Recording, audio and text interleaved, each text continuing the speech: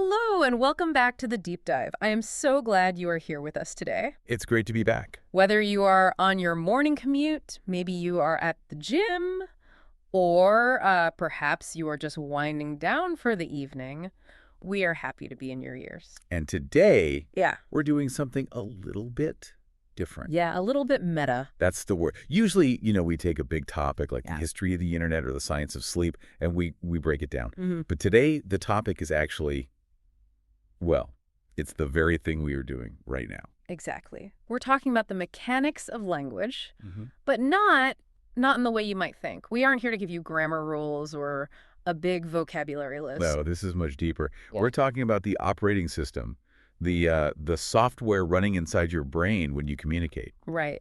We are diving into what I like to call the final frontier of language learning. I have friends who have been studying English for, 10 years. A long time. A very long time. They can read the New York Times, they can watch movies without subtitles, but the moment they have to open their mouths, they just freeze. The wall. The wall. That's exactly it. It feels like hitting a brick wall. And I want to ask you, the listener, a question right now. And just be honest with yourself. Mm-hmm. When you speak English, do you feel physically tired afterwards, like exhausted? That is a great question. Or do you feel a sense of, like, mental claustrophobia, like your brain is working overtime, doing some kind of complex calculus just to order a coffee? Yes. If you are nodding your head right now, or if you just whispered yes to yourself, this deep dive is specifically for you. It is. Because today we are tackling that elusive skill of thinking in English. It's the invisible shift, isn't it? It's the difference between, say, translating in your head and actually living in the language. And honestly, it's the difference between feeling stressed and feeling free when you speak. It really is. And just a quick note on how we're going to approach this. We know a lot of you listening are using this deep dive to improve your English. Yeah, we see the comments, and we love that. So we're going to keep this conversation very natural. We aren't going to dumb it down, but we are going to speak clearly. Consider this your immersion practice for the next hour or so. Exactly. If you can follow this conversation, you already have the tools you need to do what we're about to discuss. So let's unpack this. Let's do it. Let's start with the problem, because I think we need to validate the pain here. Why is it so exhausting to speak a second language? I mean, I can run a 5K and feel less tired than I do after a 20-minute conversation in a language I'm learning. Why is that? It is a valid physical sensation. It's not just in your head. Well, I mean, it is in your head, but it's biological. It's a real thing.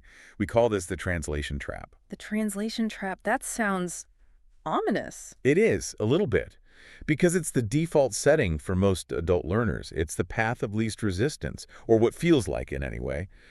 Let's look at the mechanics of what is happening in your brain when you are in this trap. Okay. It's essentially an efficiency problem. Your brain is doing way too much work. Okay, so walk us through the mental relay race that's happening. So imagine you're in a conversation. Someone asks you, how was your weekend? Simple question, right? Should be simple? Yeah. In a native speaker's brain, it's a one-step process. Input leads directly to meaning, and meaning leads to a response. But for a learner caught in the translation trap, it is a 5-step nightmare. 5 steps for how was your weekend? At least. Okay, step 1, you hear the sounds. How was your weekend? Your brain has to decode the phonetics. That's the easy part. Right. Step 2, your brain refuses to accept the English meaning directly. It panics a little. It grabs those words and frantically searches your internal database for the equivalent words in your native language. So you are basically looking for the receipt in your own language. You're translating the input first. Exactly. You're turning the English into your native code so that you feel safe, so you can really understand it. Okay, I'm with you. Now, step 3. You understand the question in your native language. So you formulate your answer. My weekend was good. I went to the cinema. But you compose that entire script in your native language. Right. So now you have a fully formed thought, but it's in the wrong currency. You can't spend it yet. Precisely. And step 4, this is where the real energy burn happens. You have to translate. You have to take that native sentence and encode it word by word into English. Oh, this is the painful part. It's awful. You're checking grammar rules. You're trying to remember verb conjugations. You're looking for the right prepositions. It's like doing math while trying to talk. You're trying to be spontaneous, but you're also doing your taxes in your head. It's exactly like mental math. Yeah. And then finally, step 5, you speak. You deliver the line. And by the time you get to step 5, The other person has probably already looked at their watch, or the conversation has already moved on, and you've missed your moment. That's the lag. You know that buffering wheel you see on a video that won't load? That is what is happening in your eyes. The person you are talking to can see the buffering. They see the gears turning. And that creates anxiety, because you know they're waiting, so you try to rush, and then you make a mistake, and it just spirals. Yes, the cognitive load is massive. You are essentially asking your brain to run two operating systems at the same time. You are running Windows and macOS simultaneously on one processor. Of course the machine is going to overheat. It has to.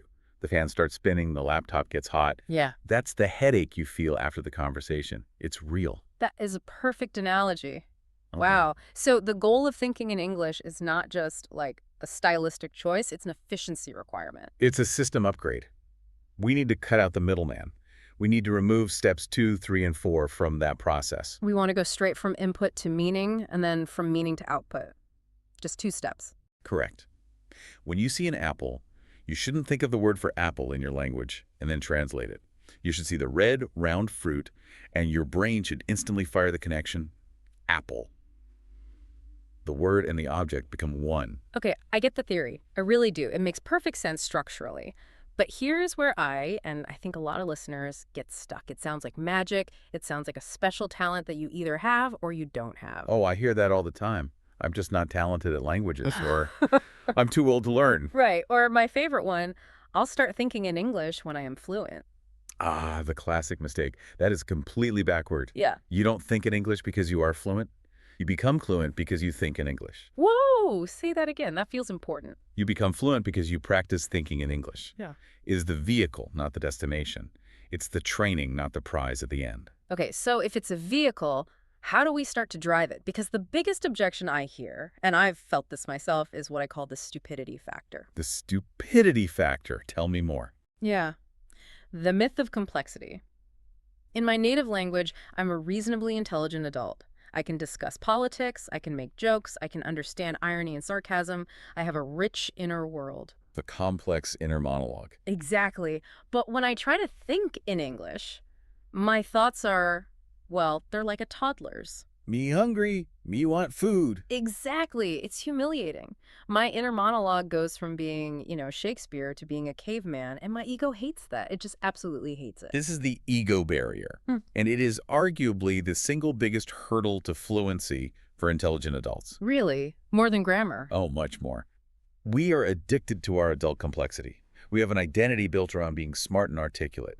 And because we can't express those complex thoughts in English yet, we default back to our native language where we feel safe and intelligent. So we'd rather say nothing at all than say something simple. Or we go through the 5-step translation nightmare to try and force a complex sentence out, which sounds unnatural and slow. So how do we get over that? How do we get past the ego? You have to embrace the caveman. Blast, embrace the caveman.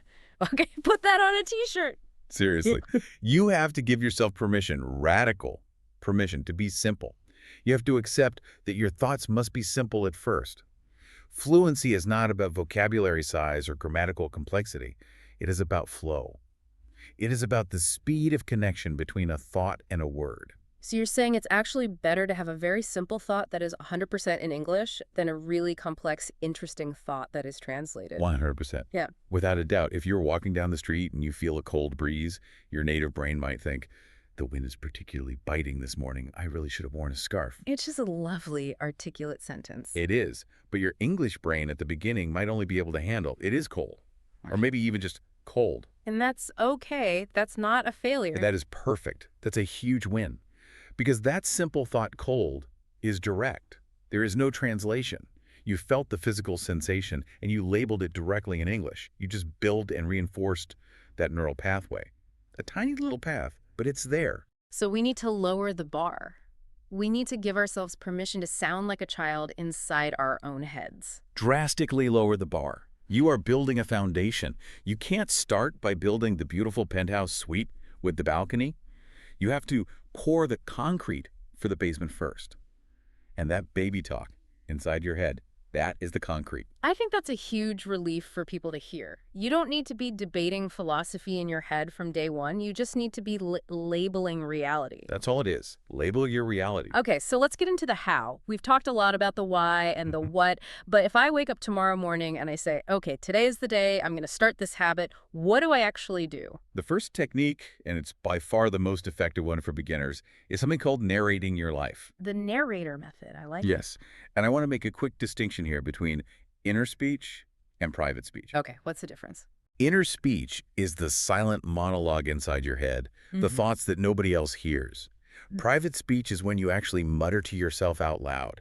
You know, when you are looking for your keys and you whisper, "Where are they? Where are they?" Oh, I do that all the time. My neighbors probably think I'm crazy. We all do it. It's a proven cognitive tool. And for learning English, we want to use both. We want to narrate our actions, either silently or in a quiet whisper as we are doing them. Okay, give us a specific example. Don't just say narrate your morning. Walk us through the minute by minute of it. Okay, the alarm goes off. You wake up. Your first thought is probably in your native language. Maybe a complaint about the time or thinking about your day. Usually a swear word, if it's me. Right. But you catch yourself. You notice that thought, and you deliberately, consciously think, I am waking up. I am waking up. Okay. And you throw off the covers. I'm getting up. Yeah. You swing your legs out of bed. My feet are on the floor. Yeah. You walk to the bathroom. I am walking. It sounds so boring, though. I am walking. I am standing now. I am opening the door. It is boring. Yeah. But it's not about being interesting. Look at what is happening biologically. This is a concept called embodied cognition. You are performing a physical action walking, and you are firing the English label for that action at the exact same time. Ah. You are gluing the language to the physical reality. You're creating a direct link. So you aren't memorizing the word walk from a flashcard or a list. You are feeling the act of walking and attaching the English word directly to that feeling. Exactly. And you should get as detailed with it as you can. Don't just say, I am making coffee. Break it down into micro actions. Micro actions. Yes. I am taking the cup from the shelf. The cup is cold.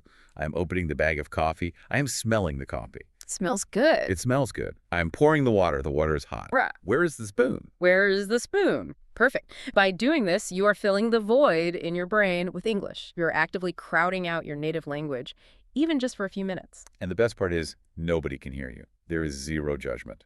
Right. It's a completely private gym for your brain. There is zero social pressure. If you think, I am pour the water instead of pouring, who cares? Nobody cares. You still connected the action to the verb. You can refine the grammar later.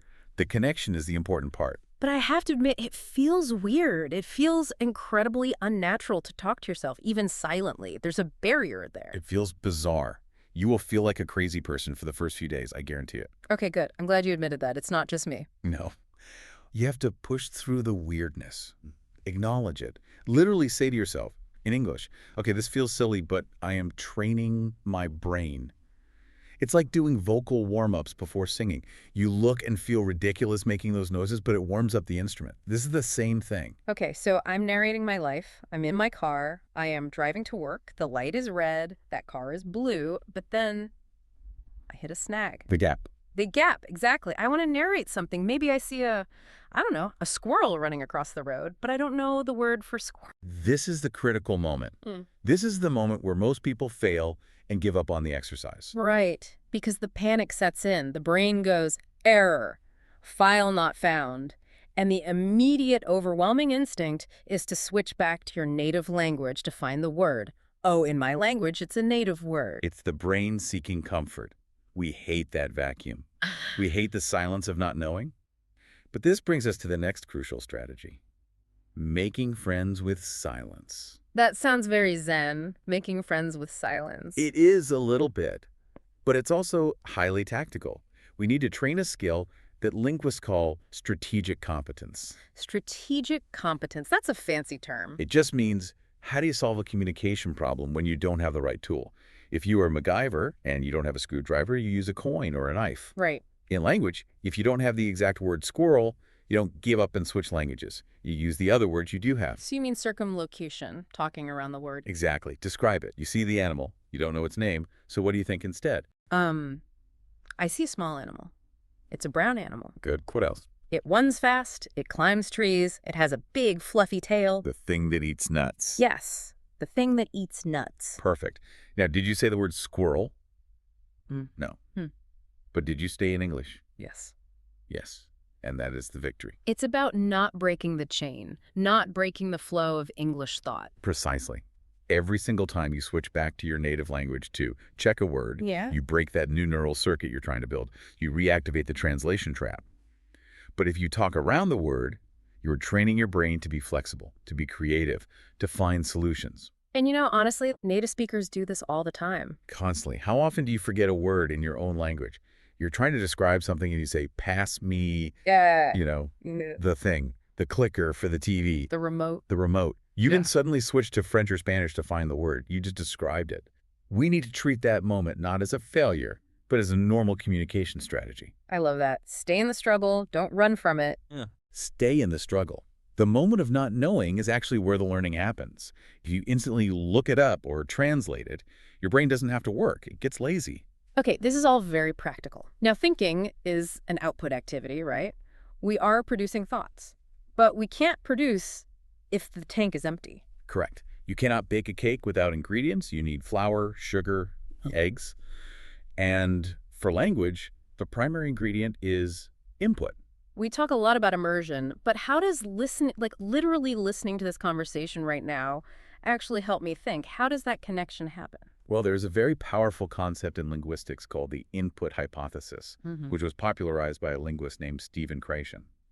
The core idea is that we acquire language not by consciously practicing grammar rules, but by understanding messages. So just by listening to us have this conversation and understanding it, the listeners are absorbing the structure of the language without even trying. Yes. Your brain is a pattern recognition machine. It is a supercomputer that is constantly analyzing statistics. It's hearing us and thinking, oh, this word usually follows that word. When they sound excited, their pitch goes up here. They use gonna instead of going to in this context. So it's like the brain is silently collecting millions of data points on what sounds natural. Millions of them. And eventually, after enough input, those patterns become an echo in your mind. An echo? What do you mean? Have you ever binge-watched a TV show for like 5 hours, and then when you turn it off, you can still sort of hear the characters' voices in your head, their rhythm, their catchphrases? Oh, totally. After I watched The Crown, my inner monologue got very British and proper for about a day. I was thinking, one must make a cup of tea. Exactly that. That is the echo. Yeah. And that is the very beginning of thinking in English. You want to flood your brain with enough clear, understandable English that the echo starts to play automatically. So the inner voice we are trying to build, it starts as an imitation of other voices we've heard. It has to. You don't invent the language from scratch. You adopt it from the community of speakers. So if you want to think in English, you need to listen to a lot of English. It provides the source code for your own thoughts. And that feeds directly into another concept we should touch on, which is thinking in chunks. Ah, chunks. This is a game changer. This is the difference between sounding like a textbook and sounding like a person. Explain this, because when I learned languages in school, it was very mathematical. Subject plus verb plus object. It was like, I go to the store. That is the Lego brick approach. You are building every single sentence from the smallest possible pieces, brick by tiny brick. It's incredibly slow and it's mentally exhausting. And it sounds robotic. Nobody actually talks like that. No. Native speakers don't speak in bricks. We speak in prefab walls. We speak in pre-assembled sections that we've heard and used thousands of times. Okay, give us some examples of these chunks. A simple one is, I would like to. To a learner, that looks like 4 separate words. I would. Like. Yeah, right. But to a native brain, that is one single unit of meaning. It's a sound shape. It comes out as, I'd like Ato. I'd like Ato. It just flows together as one thing. Or, how's it going? We don't analyze the grammar of how is it going. We just know that the sound, how's it going, is a chunk that means, hello, how are you? What you doing? For what are you doing? Forgot it, Wing.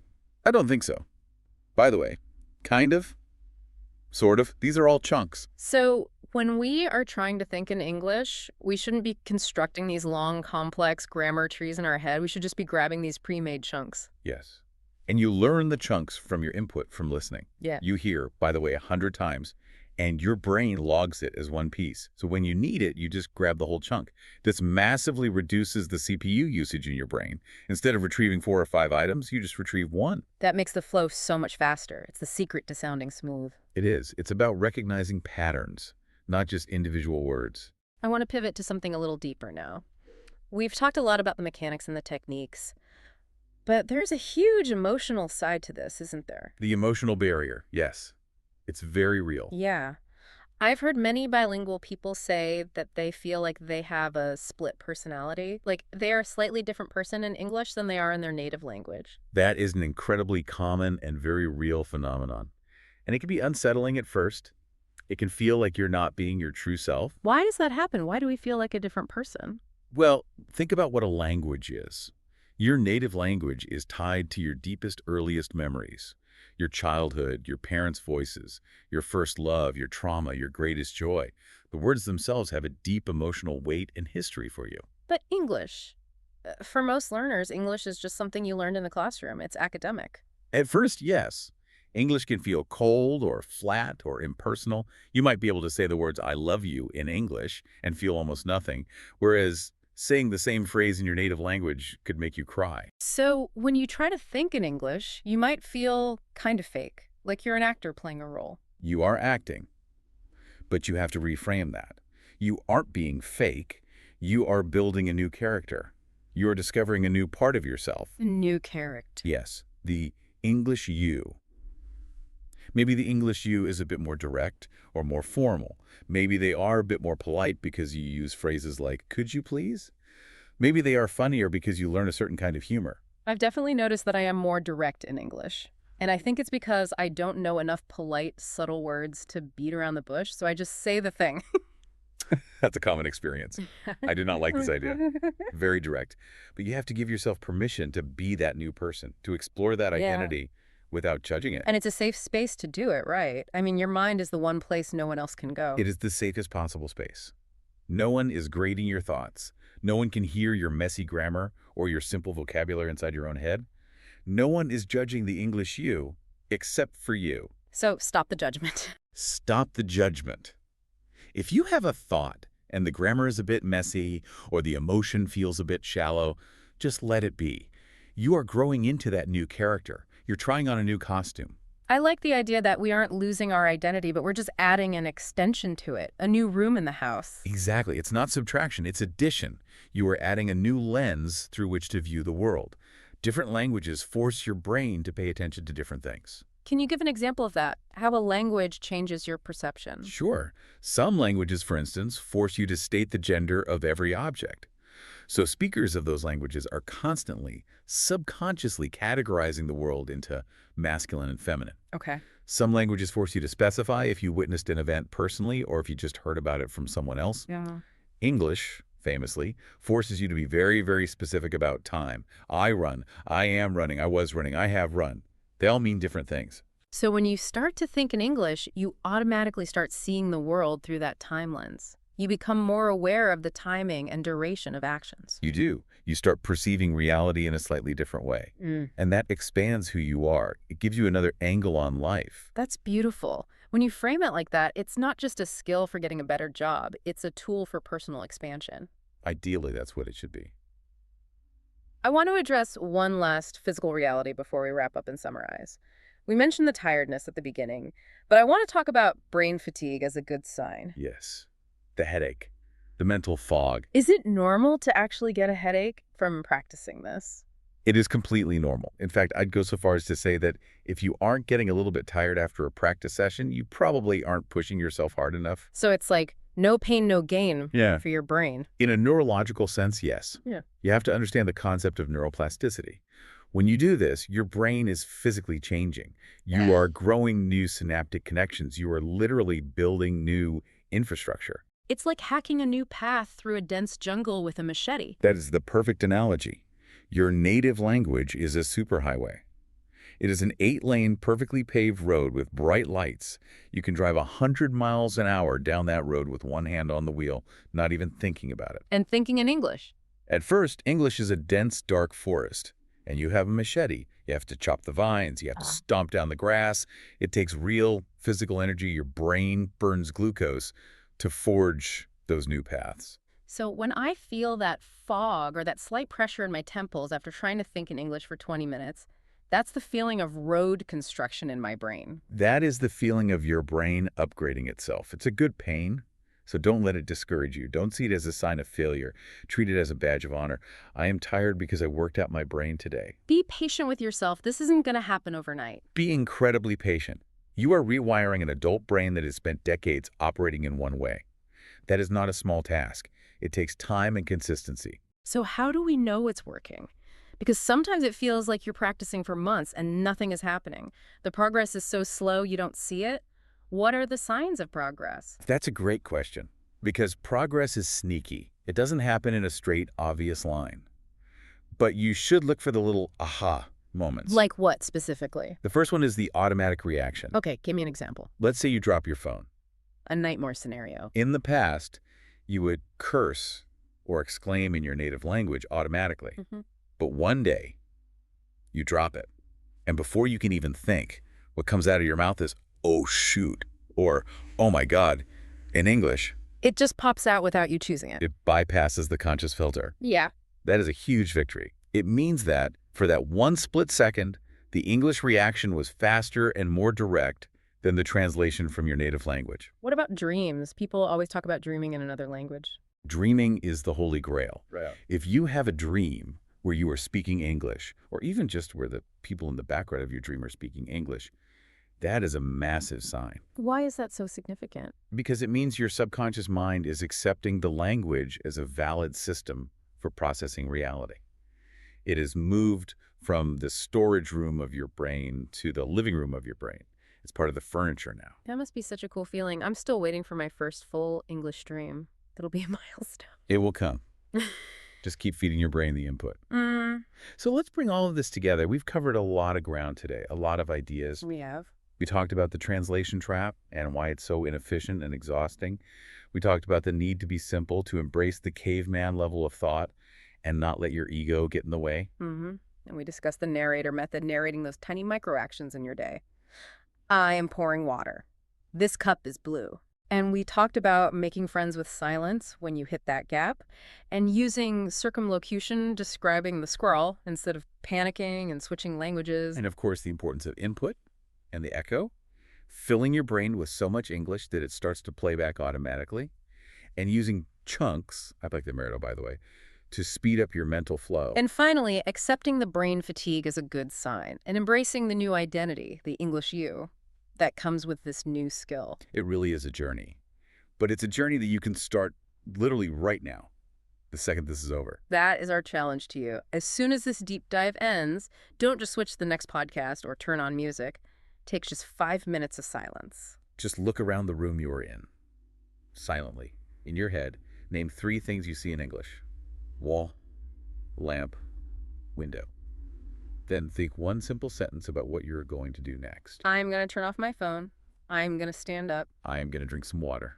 Start Yeah. there. Start that small. Trust your brain. If you understood this conversation, and I know you did because you are still here with us, you already have everything you need to start thinking in English. You don't need more vocabulary. You don't need more grammar rules. You need more practice. You need to build the habit. Exactly. It's all about habit formation. We really want to hear how this goes for you. We are trying to build a community of learners here, and honestly, we learn from you all too. Absolutely. Your experiences help shape these conversations. So if this deep dive helped you, or if you had an aha moment while listening, please do us a huge favor and hit that like button on the video. It really does help the algorithm find other learners who are stuck at that same wall. And please don't forget to subscribe to the YouTube channel. We have so many more topics to unpack, from pronunciation to cultural nuances to storytelling, and we don't want you to miss the next conversation. We absolutely love having you with us on this journey. Thank you for lending us your ears and your brains for the last hour. Keep practicing, keep listening, And most importantly, keep thinking. keep thinking. We'll see you next time.